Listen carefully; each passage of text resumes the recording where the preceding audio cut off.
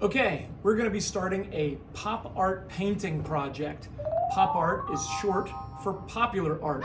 And this was a style of art that started in the late 50s and into the 60s that was inspired by popular culture. Artists were picking images from cartoons and from magazines and from the television and from just popular culture in general.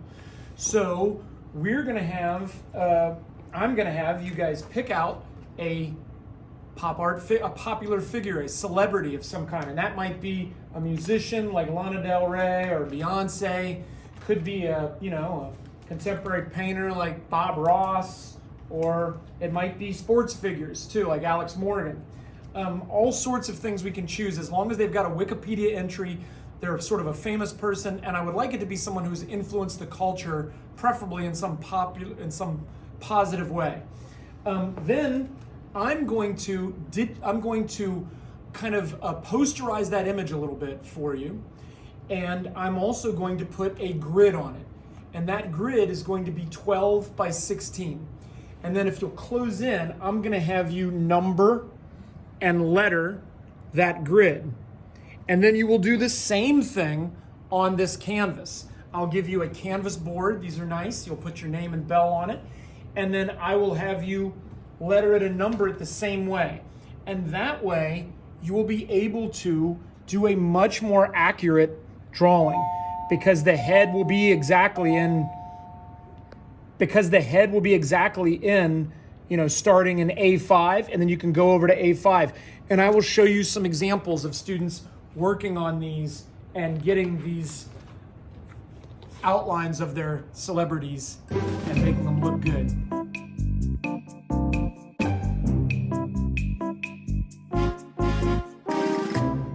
Okay, we're starting our celebrity icons, our pop art portraits. Who's your person here? Sam Hubbard. All right, and you got Sam Hubbard, and he's got it numbered, and he's got it lettered, and then that's exactly the same on here.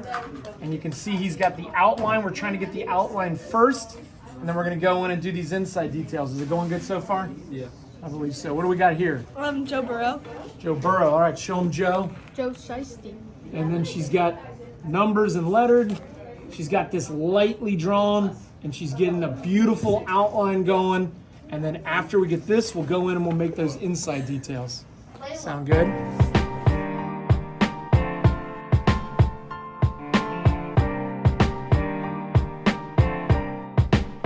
I'm here in Art Foundations with my good buddy Andrew right here.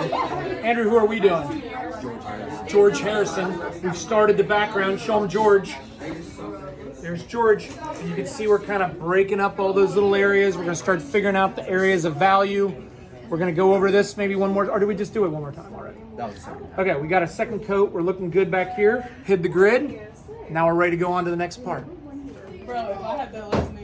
All right, as you're painting your background, if you end up with too much paint at the end, I'm suggesting that you come over, find this, take the lid off, and just see if you can kind of scrape it back into there. And then you can kind of give it a little tap on the table to make sure it goes, down into there. And then this can go back into here.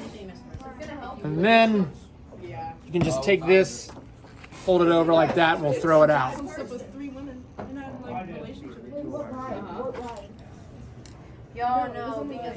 All right, we got Karen Carpenter here. We're starting to lay in some of those dark areas. All right. We got Lana Del Rey over here. How's that starting to look? Pretty good, right? Yeah. Okay. Good. All right. Once you have your image drawn out on the canvas, we're trying to lay in our levels of value. We got our background color that we did, and now we're trying to lay out these levels of value. When you're done, it kind of looks like you cut out levels of construction paper that were white to black with some levels of gray in between, and you built it up. A lot of it's simplified in some areas. You can expect that. I'm trying to do Elvis here, and one way you can do a background is lay it all in and then do the little details on top. The problem with that is you can't see the grid anymore. And it got a little difficult for me to get this to be accurate to this. So now what I'm doing is I'm still filling in the hair black, but I'm skipping every other block so that I can really sort of still use the grid to figure out where my white details are. I also laid in just some of the little lines that I knew were going to be kind of dark, because I may start to kind of erase this grid when I paint in my levels of value, and I didn't want to lose my face, and I knew some of those things are going to be dark anyways, so I'm trying to kind of get that on there before I start laying in big areas of value. And I can always paint over this, go around it, add to it. That's the beautiful thing about paint. But the whole idea of the grid was trying to get things to look accurate, and I don't want to lose that accuracy as I move on to the painting part. Okay, when doing a painting project, it's important that we really clean up the brushes well, or they can get ruined, and they're kind of expensive. First of all, this paint is water-soluble paint, so if you just get your, it'll come right off your fingers. I've got soap to clean it off. It comes off. Try to get it off the handle and everything.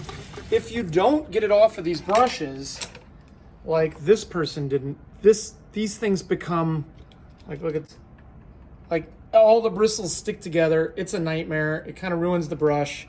Please try to make sure that that doesn't happen. All right, this is Janis Joplin, and we're laying the dark values in. Got the background done. All right, and we got Tom Holland here that Megan's doing.